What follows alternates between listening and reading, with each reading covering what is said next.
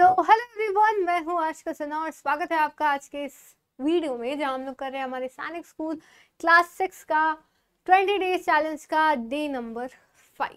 तो हम लोग यहाँ पे और सारे 20 क्वेश्चंस यहाँ पे करने वाले हैं, जैसा कि आपको पता है, मैथ्स से, इंटेलिजेंस से, इंग्लिश से और जीके से। तो चलिए बिना किसी देरी के हमारे क्वेश्चन को स्टार्ट करते हैं। आपको पता है कि जैसे ही मैं क्वेश्चन सामने लाऊं आपको वीडियो को पॉज करना है एंड उसको खुद से सॉल्व करना है, ठीक है। सॉल्व नहीं होता तो आप इसको देख सकते हो और ज़्यादा समझ सकते हो, ठीक है। तो हम लोग उस प्रॉपर कॉन्सेप्ट की बात करते हैं, तो हम लोग उसको अच्छे से समझेंगे। चलिए आगे चलते हैं। फर्स्ट पे अगर समझे, सबसे पहला हमारा जो क्वेश्चन आता है, ठीक है, तो सबसे पहले तो मैं आपको बता दूं कि आपको मैथ्स और इंटेलिजेंस जितनी ज़्यादा प्रैक्टिस हो सकती है उतनी ज़्यादा प्रैक्टिस करनी है, जिसके बारे में हम लोग हमेशा जो है वो बात भी करते हैं, ठीक है। तो पहले सवाल पे यहाँ पे आते हैं, the sum of two numbers is 80 if one is 3 times the other, find the numbers. दो नंबर को जोड़ने पे क्या आता है? 80 आता है, ठीक है, 80 आता है, ठीक है भाई। तो दो नंबर हमने ए और बी मान लिए, चलो ए और बी को जोड़ने पे 80 आता है। एक जो है वो दूसरे के 3 टाइम्स है ना। मान लो ए जो है वो बी का 3 टाइम है, तो बी तो मान लो बी है, लेकिन ए क्या है? बी का 3 टाइम्स है, यानी 3 बार बी हो गया, तो वो 80 है। तो 3b और 1b कितना हो जाएगा? 4b हो जाएगा। तो 4b अगर 80 है तो b कितना हो जाएगा आपका? b कितना हो जाएगा? 80/4 हो जाएगा, यानी 20 हो जाएगा क्या? तो b अगर 20 है तो a क्या होगा? दोनों को जोड़ने से अगर 80 आता है और b हमें पता चल गया कि b क्या है? 20 है ना। तो a कितना हो जाएगा? 80 - 20, तो कितना हो जाएगा? a 60। तो a 60 है और b आपका 20 है, तो आंसर हो जाएगा 20 and 60। Option A would be the correct answer, ठीक है। आगे चलते हैं। आगे आता है second question. A train 150 meter long crosses a pole in 15 seconds. Find its speed in kilometers per hour. देखो, कभी भी ट्रेन की लेंथ दी गई हो और डिस्टेंस ना दिया गया और वो बताया कि वो पोल को क्रॉस किया, तो ट्रेन का जितना डिस्टेंस होगा, मेरा हाथ अगर 1 मीटर का मान लो, तो मैंने अगर इसको क्रॉस किया तो मतलब मैंने 1 मीटर ही क्रॉस किया होगा ना, जितने मेरे हाथ की लंबाई। तो सेम चीज ट्रेन के साथ है। अगर आपको ना दिया गया हो डिस्टेंस एंड ट्रेन की लेंथ दी गई हो तो वो हमारा डिस्टेंस हो जाएगा, ठीक है। तो हमारा डिस्टेंस क्या है बाबू? डिस्टेंस क्या है? डिस्टेंस है हमारा 150 मीटर एंड हमारा टाइम कितना है? कितने देर लगते हैं उसको? 15 सेकेंड लगते हैं। तो हमारा ये टाइम हो गया। तो इसका स्पीड बोल रहा है, तो स्पीड तो निकाल लेंगे, पर किलोमीटर पर आवर में बोल रहा है, ये भी याद रखना। तो पहले स्पीड निकाल लेते हैं। स्पीड कितना हमारा? 150, मतलब स्पीड कितना होगा? डिस्टेंस बाय टाइम हो जाएगा, ठीक है। स्पीड डिस्टेंस बाय टाइम 150/15, तो मीटर सेकेंड। तो हमारा स्पीड कितना आ गया? तो 10 मीटर पर सेकेंड हो गया। अब इसको हमें क्या करना है? किलोमीटर पर आवर में निकालना है, क्योंकि हमारा डिस्टेंस किस में आया? मीटर पर सेकेंड में। तो हम लोग क्या करेंगे? हमेशा मीटर पर सेकेंड से किलोमीटर पर आवर करने के लिए आपको 18/5 से मल्टीप्लाई करना होता है। किलोमीटर पर आवर को मीटर पर सेकेंड करने के लिए 5/18 से, तो हम लोग 18/5 से मल्टीप्लाई कर देते हैं इसको। कितना आ जाएगा? ये 2 बार में कटेगा, यानी 36 किलोमीटर्स पर आवर आंसर आ जाएगा, ठीक है। तो आप इसको ऐसे याद रख सकते हैं, ठीक है। आते हैं नेक्स्ट क्वेश्चन पे। अगला सवाल, the average of first 10 even number is. पहले 10 इवन नंबर का एवरेज निकालना। तो आप ऐसे नहीं करोगे, पहला 10 2 ले लोगे, 4 ले लोगे, 6 ले लोगे, 8 ले लोगे, 10 ले लोगे। कितना हो? 1 2 3 4, फिर 12, फिर 14, फिर 16, फिर 18, फिर 20। अब इनको जोड़ोगे, फिर 10 से डिवाइड करोगे, तब एवरेज आएगा। पर ऐसे नहीं करना।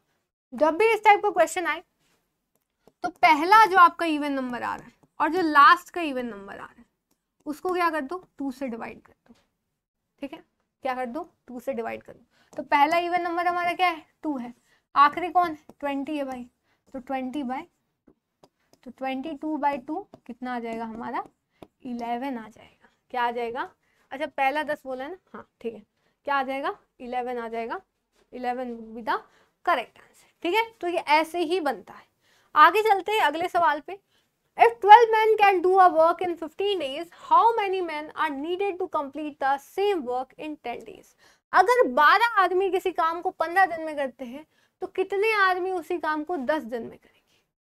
तो सिंपल सा, कितना काम करते हैं? 12 आदमी किसी काम को 15 दिन में करते हैं। ठीक है, कितना हो गया आपका? 180। अब 180 काम है आपका, तो 180 काम को 10 दिन करने के लिए कितने इंसान लगेंगे भाई? कितने इंसान लगेंगे? तो कितना हो जाएगा? 18 मैन आपका आंसर हो जाएगा। 18 आदमी लगेंगे उसी काम को 10 दिन करने में। तो सी आपका यहाँ पे करेक्ट आंसर हो जाएगा। ठीक है, आगे चलते हैं। तो perimeter of a square is 64 centimetre, find its area. हमने एरिया से पेरीमीटर निकाला, अब पेरीमीटर से एरिया निकालें। ठीक है, देखो पेरीमीटर क्या दिया है आपको, पेरीमीटर क्या दिया है आपको? 64 सेंटीमीटर। ठीक है, कितना दिया है? 64 सेंटीमीटर। पेरीमीटर होता क्या है? 4 इंटू साइड। ठीक है, 4 into side equals to 64 centimetre. तो साइड निकाल लेते हैं भाई कि साइड क्या है? 64/4 हो जाएगा। तो आपका आंसर कितना आ जाएगा? 16 आ जाएगा क्या? 16 सेंटीमीटर आपकी साइड आ गई। अब 16 सेंटीमीटर साइड आ गई तो एरिया निकाल दो, है ना? कितना हो जाएगा एरिया? कितना आ जाएगा? साइड का स्क्वायर, यानी 16 का स्क्वायर, यानी 16 इंटू 16, तो इतना आ जाएगा आपका 256। ठीक है, अगर आपको नहीं स्क्वायर आता है तो आप इसको सिंपल मल्टीप्लाई कर लो। 16 6 जा 96, 16 1 जा 16, तो 5 9 6 15 का सॉरी यहाँ 6 होगा, 9 6 15 का 1 2 256। ठीक है, तो 256 आपका आंसर आ जाएगा। तो इसका भी आंसर क्या हो जाएगा? सी हो जाएगा, 256 सेंटीमीटर स्क्वायर। और साथ साथ अगर आपको कोई डाउट हो तो आप कमेंट सेक्शन में पूछ सकते हो, मैं देखती हूँ। ठीक है, चलो आगे चलते हैं, इंटेलिजेंस पे आते हैं। 5 10 20 40। देखिए नंबर सीरीज में अभी बहुत को लगता होगा कि ये इजी क्वेश्चन बहुत ज्यादा, लेकिन नंबर सीरीज आपका सबसे कॉम्प्लिकेटेड चीज हो सकता है जिसमें आपको एकदम नहीं पैटर्न पता है। वो जितना प्रैक्टिस करोगे वैसे आएगा। तो हम लोग धीरे धीरे करके जो चीजें समझेंगे, तो ये चीज को समझिएगा। तो इसमें क्या हो रहा है? 5 दिख रहा है, 10 दिख रहा है, 20 दिख रहा है, 40 दिख रहा है। इंटू 2 10, इंटू 2 20, इंटू 2 40, 40 इंटू 2 आपका 80 हो जाएगा क्या? तो वैसे भी और भी बहुत सारी चीजें आती हैं, हम लोग उसको समझेंगे। ठीक है, तो ये याद रखिएगा। आगे चलते हैं। Find the odd one out. Circle, square, rectangle, triangle, इसमें अलग कौन सा है? इसमें अलग कौन सा है बताइए। तो अगर मैं बात करूं तो अगर ज्योमेट्री, आपने बेसिक ज्योमेट्री आपको पता होगी, तो बहुत कोई ना आंसर ट्राइंगल दे देंगे कि यदि 3 साइड होते हैं। पर सर्कल की बात करें तो इसमें साइड ही नहीं होते। आपने एक टर्म सुना होगा विच इज पॉलीगॉन। क्या होता है? पॉलीगॉन। पॉलीगॉन वो आकृति है जिसके पास साइड्स होते हैं। ठीक है, तो एटलीस्ट आपका पहला पॉलीगॉन ट्राइंगल होता है, क्योंकि ट्राइंगल में आपके कितने साइड होते हैं? 3 साइड, है ना? 2 साइड में तो इमेज ही नहीं बनेगी, 1 2, ये जुड़ा ही नहीं, कुछ बना ही नहीं, कोई फिगर बना ही नहीं, है ना? तो पॉलीगॉन बनने के लिए आपका 3 साइड होना चाहिए, ट्राइंगल होना चाहिए। ठीक है, फिर आपका 4 साइड वाले स्क्वायर, रेक्टेंगल। लेकिन सर्कल में तो कोई साइड ही नहीं होती, है ना? सर्कल में तो कोई साइड ही नहीं होती, ये तो आर्क से बना हुआ रहता है। तो हमारा आंसर क्या हो जाएगा? सर्कल हो जाएगा। ठीक है बाबू, चलिए आगे आते हैं नेक्स्ट सवाल पे। Is monkey is decoded as 135, then donkey. Monkey को अगर 135 बोल रहे तो डंकी को क्या बोलेंगे? तो मंकी को जोड़ते हैं m plus o plus n plus k plus e plus y, अगर 135। ठीक है, एक चीज समझो कि इसमें बस चेंज कर दिया गया है। ठीक है, इसमें बस एक चीज जो है वो चेंज कर दी गई है। मंकी मतलब m का जो पोजीशन होगा, ठीक है, जैसे m का पोजीशन 13 है, इसका 15 है, इसका 14 है, ठीक है, इसका 11 है, इसका 5 है और इसका 25 है। तो इसको जोड़ा गया होगा। अगर डंकी की बात करते हैं तो d plus o plus n plus k plus e plus y, तो बाकी सब तो सेम है ना। डिफरेंस किसका हो रहा है? बस m का। है ना, बस m का। तो 13 में से अगर 4 घटा दो, उसी उतना ही डिफरेंस है ना। इसमें 13 ज्यादा है तो 13 में 4 घटाओ कितना आएगा 9।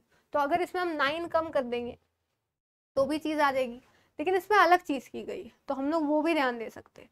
जैसे आप देखोगे कि इसको जोड़ो, वैसे तो 135 नहीं आ रहा है इसीलिए मैं बता रही हूँ, इसको जोड़ो अगर वैसे तो 25 5 30 है ना, 25 5 30, 30 और 11 41, 41 और 14 45 और 55, 55 5 60 70, 70 और 13 आपका 80। आई थिंक थोड़ा गलत हो गया, ठीक है 1 मिनट को, तो लिख ही लेते हैं, गलती होने से अच्छा भाई लिख लो, ठीक है, क्योंकि मुझे अभी समझाना है। 11 5 और 25, ठीक है, तो 5 5 10, 10 1 11, 11 और 4 15, 15 5 20, 20 और 3 23, 23 का 2, तो 2 1 3, 3 1 4, 4 1 5, 5 1 6, 6 2 8, 83।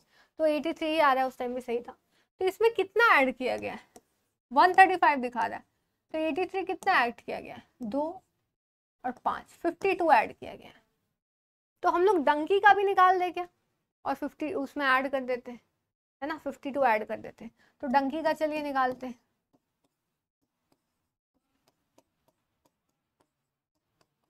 तो उसका भी निकालते हैं। ये 30 हो गया, 30 और 11 आपका 41 हो गया, 41 और 14 मतलब 41 में 4 जोड़ा तो 45, 55, 55 में 60 70 74 आ गया। तो 74 में आप क्या जोड़ दो, 52 जोड़ दो, तो 4 2 6 और 7 5 12, 126। तो 126 हो जाएगा, इसमें ऑप्शन में नहीं है, आप इसको 126 कर लो, ठीक है। तो आपका आंसर कितना आ जाएगा, 126 आ जाएगा, ठीक है। चलिए अगले सवाल पे आते हैं। A girl walks 4 kilometre north, then 3 kilometre east, then 4 kilometre south, how far is she from the starting point. वो अपने स्टार्टिंग पॉइंट से कितना दूर है, तो जो बोले बस कर लो, स्टार्टिंग पॉइंट बना दो एक बड़ा सा, ये हमारा स्टार्टिंग पॉइंट है, ठीक है। अब गर्ल जो है 4 किलोमीटर नॉर्थ जाती, ठीक है, फिर 3 किलोमीटर ईस्ट जाती, ठीक है, फिर 4 किलोमीटर साउथ जाती, मतलब बराबर इतना ही। तो वो स्टार्टिंग पॉइंट से कितना दूर है, तो ये नहीं देखना है कि 4 3 7 7 4 11, ये नहीं, वो बस देखो स्टार्टिंग पॉइंट से कितना दूर है, मतलब इतना दूर होगी, तो इतना दूर के इतना दूर के बराबर है, तो कितना है 3 किलोमीटर। तो आपका आंसर कितना हो जाएगा, 3 किलोमीटर आपका आंसर हो जाएगा, ठीक है।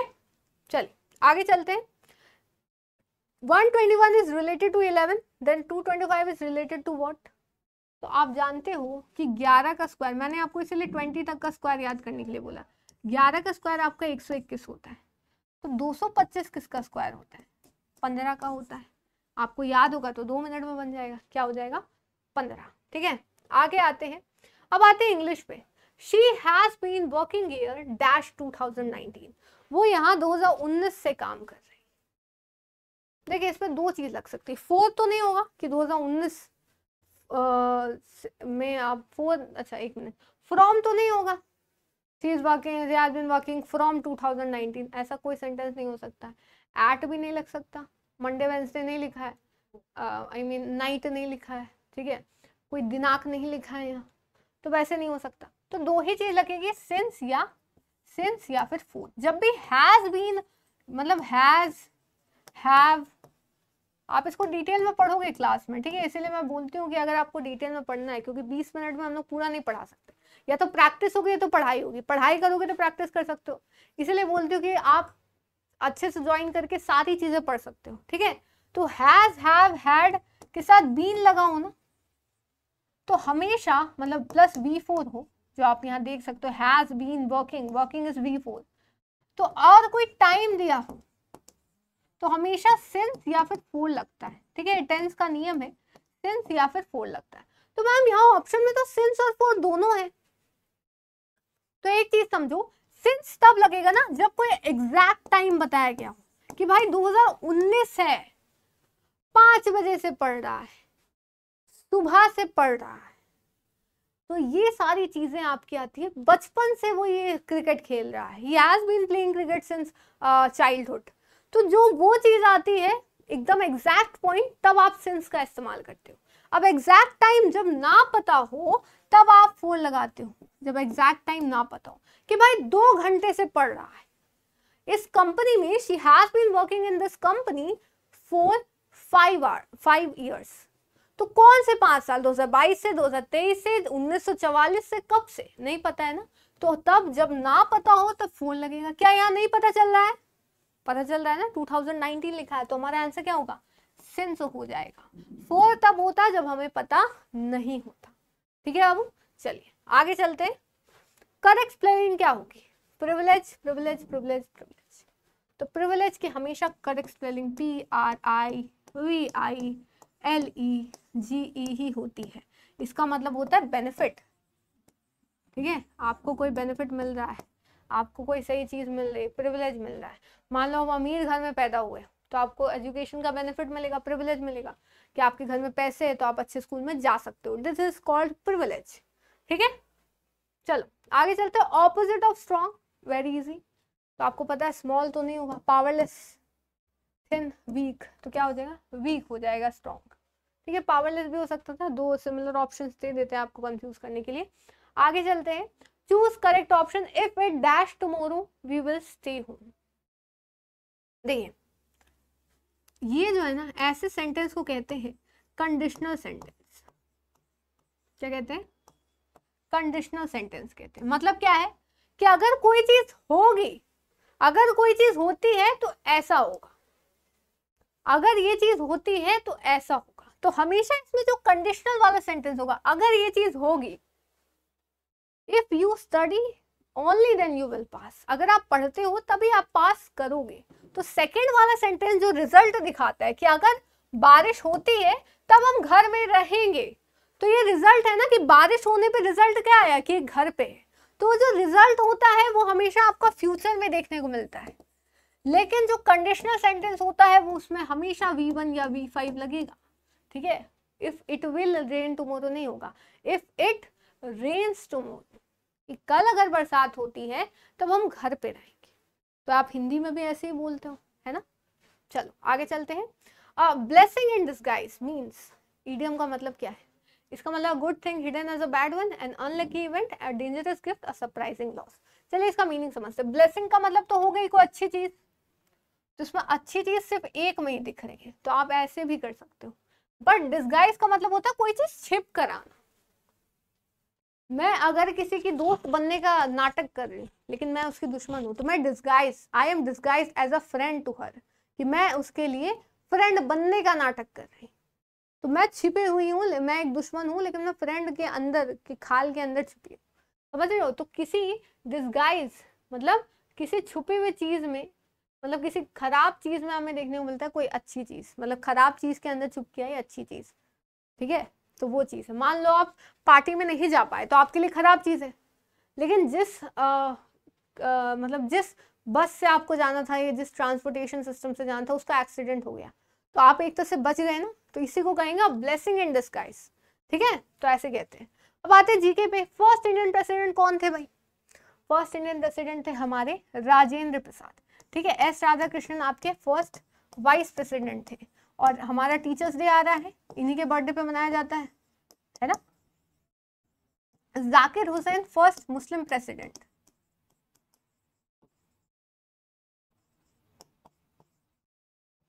ठीक है, और साथ साथ only president who died in office, मतलब प्रेसिडेंट होते हुए ओनली जिनकी डेथ हुई है, मतलब जब ये प्रेसिडेंट है तब इनकी डेथ हुई, बाकी सब रिटायर हो गए मतलब हट गए तब। और ये कौन है आपके? First PM of India. चलिए आगे चलते। Largest planet in the solar system हमने पढ़ा था जुपिटर, सैटर्न के पास रिंग्स है, नेपच्यून सबसे दूर है, अर्थ ब्लू प्लैनेट है, ये हमने उसी दिन डिस्कस किया। तो अब आगे आते। Who discovered electricity? इलेक्ट्रिसिटी की डिस्कवरी किसने की? बेंजामिन फ्रैंकलिन ने, अच्छे से याद रखिए। न्यूटन ने ग्रेविटी की खोज की। एडिसन ने बल्ब बनाया था, हमने पिछले डे में ही देखा। नेशनल एनिमल ऑफ इंडिया आपका क्या हो जाएगा? टाइगर। ठीक है, नेशनल फ्लावर क्या हो जाएगा आपका? लोटस। नेशनल आपका स्वीट क्या हो जाएगा? जलेबी हो जाएगी। ठीक है, नेशनल बर्ड क्या होगा? पीकॉक हो जाएगा। और वाटर वाला क्या हो जाएगा, the Ganges dolphin. Water animal की बात करें, नेशनल वाटर एनिमल, मतलब गंगा में रहने वाली जो डॉल्फिन है वो वाली। आगे आते हैं, which gas is essential for reproduction sorry respiration in humans. तो carbon dioxide, oxygen, nitrogen, hydrogen, क्या होगा, कौन सी गैस जरूरी है। देखिए हम लोग ऑक्सीजन जो लेते हैं लंग्स के अंदर जाती है, फिर वो हमारा जो आप खाना खाते हो ना उससे अंदर एनर्जी निकालने के लिए ऑक्सीजन का इस्तेमाल किया जाता है। ठीक है, जब आप साइंस पढ़ोगे तो आप डिटेल में पढ़ोगे, तो हमारा आंसर क्या हो जाएगा, ऑक्सीजन हो जाएगा। तो इसी के साथ हमारे सारे क्वेश्चंस यहाँ पे खत्म होते हैं। आपको अगर ये सारी चीजें डिटेल में एकदम सिस्टमैटिक वे में अच्छे से पढ़नी है और साथ में फिर प्रैक्टिस करनी है, तो आपके लिए बेस्ट कोर्स यहाँ पे है अभिमन्यु बैच। ठीक है, जहाँ पे आपको लाइव रिकॉर्डेड क्लासेस मिलती है, नोट्स के पीडीएफ मिलते हैं, हर एक लेक्चर के बाद क्विज होता है, एंड प्रैक्टिस सेट और टेस्ट सीरीज आपको यहाँ पे दिया जाता है for more and more practicing. 6th हो या 9th हो, सबके लिए। ठीक है, हमारे पास प्रो वर्जन भी है जहाँ पे आपको व्हाट्सएप सपोर्ट मिलता है। सारे बैच जो आगे आएंगे, सारे बैच वो आपको फ्री मिलेंगे। क्रैश कोर्स जिसमें एकदम रैपिड रिविजन किया जाता है लास्ट टाइम पे, वो आपको साथ में फ्री मिल जाता है। फिर आपको क्या होता है, मॉक टेस्ट भी, मॉक टेस्ट सीरीज जो है लास्ट में आप प्रैक्टिस करोगे ना एग्जाम देने की, तो वो आपको पूरा सीरीज फ्री मिलता है अगर आप प्रो वाला वर्जन लेते हो तो। ठीक है, तो इसी के साथ हमारा ये जो चैलेंज है आज का वो खत्म होता है। 20 क्वेश्चन हमने यहाँ कर लिए, उम्मीद है आपने भी किए होंगे। तो कमेंट सेक्शन में बताइए कि आप जो है क्वेश्चंस कर रहे हो या नहीं कर रहे। ठीक है, तो पीडीएफ आपको टेलीग्राम पे मिल जाती है, स्कूल शिक्षा सर्च करिएगा टेलीग्राम चैनल, या फिर डिस्क्रिप्शन में आपको लिंक मिल जाएगा। और साथ साथ स्कूल शिक्षा चैनल को भी जरूर से सब्सक्राइब करिए, ताकि आगे आने वाली अपडेट्स चाहे वो जेएनवी की हो, सैनिक स्कूल की हो या सीएचएस की हो, आपको मिलते रहे। ठीक है, तो फिर मिलते हैं नेक्स्ट वीडियो में, तब तक के लिए thank you so much, bye bye, जय हिंद, जय भारत।